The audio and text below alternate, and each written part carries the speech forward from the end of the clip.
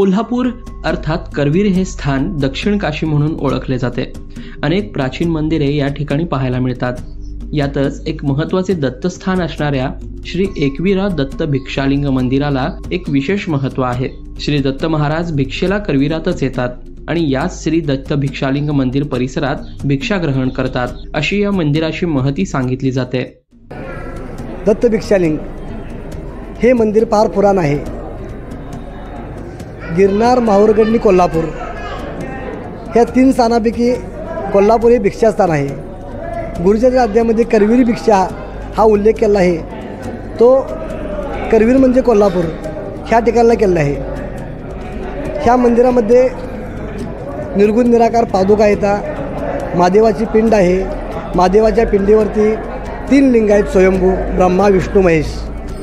त्याच्याच शेजारी एकविरा देवीचं मंदिर आहे. एकविरा म्हणजे रेणुका. रेणुकेचं नातं महाराजांचं नातं जवळीक आहे आणि महाराजांनी एकविरेकडून भिक्षा घेतली आहे.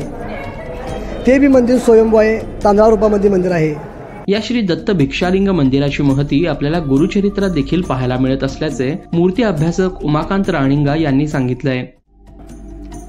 दत्त करवीरात भिक्षेला येतात असं गुरुचरित्रात वर्णन आहे. त्याच्या पाठीमागे असलेलं कारण म्हणजे करवीरचे ग्रामदैवत कपिलेश्वर, कपिल मुनींचं वास्तव्य असलेलं कपिलेश्वर, कपिल मुनींची माता देवहूती आणि पिता कर्दम ऋषी यांचं स्थान असलेलं कपिलेश्वर तलाव आणि कपिल मुनी आणि कर्दम ऋषी आणि देवहूती यांचा संबंध दत्ताशी थेट असा येतो की कर्दम ऋषी आणि देवहूती यांची कन्या अनुसूया आणि त्या अनुसूयेचा पुत्र दत्त. या नात्यानं पाहायला गेलं तर करवीर क्षेत्र म्हणजे दत्तप्रभूंचं आजोळ आणि म्हणून दत्तप्रभू या ठिकाणी भिक्षा घेण्यासाठी येतात. करवीर नगरीमध्ये ते भिक्षा घेतात आणि त्यानंतर घेतलेली भिक्षा ग्रहण करण्यासाठी म्हणून ते नगराच्या बाहेर असलेल्या एका एकविरीच्या मंदिराजवळ येऊन थांबतात. त्या ठिकाणी ते भिक्षा ग्रहण करतात. अशा तऱ्हेचं एक पौराणिक महत्त्व असलेलं प्राचीन दत्तक्षेत्र या करवीर नगरीमध्ये आहे. या दत्तक्षेत्रामध्ये असलेल्या लिंगाचं वैशिष्ट्य म्हणजे हे शिवलिंग नसून त्याच्यामध्ये ब्रह्मा, विष्णू, महेश ही दत्ताच्या 3ही गुणांची 3 असलेली लिंग या एकाच पिंडीवरती स्थापित झालेली आहे. अशा तऱ्हेचं एक आगळं वेगळं असं दत्तस्थान या करवीर क्षेत्रामध्ये आहे. या दत्त मंदिराच्या गाभाऱ्यात समोर एक मोठी पिंड आहे. त्यावर ब्रह्मा, विष्णू, महेश अशा 3 गुणांची लिंग आहेत. या पिंडीला आकर्षक अशा पाना फुलांनी सजवण्यात येते. तर गाभाऱ्यात दत्तपादुका देखील आहेत. पिंडीच्या उजव्या बाजूला श्री दत्तात्रयांची उत्सव मूर्ती आणि डाव्या बाजूला छोटी संगमरवरी गहिनीनाथ महाराजांची मूर्ती आहे. दररोज दुपारी 12 वाजता आरती होते. सकाळी श्रीस अभिषेक होतो.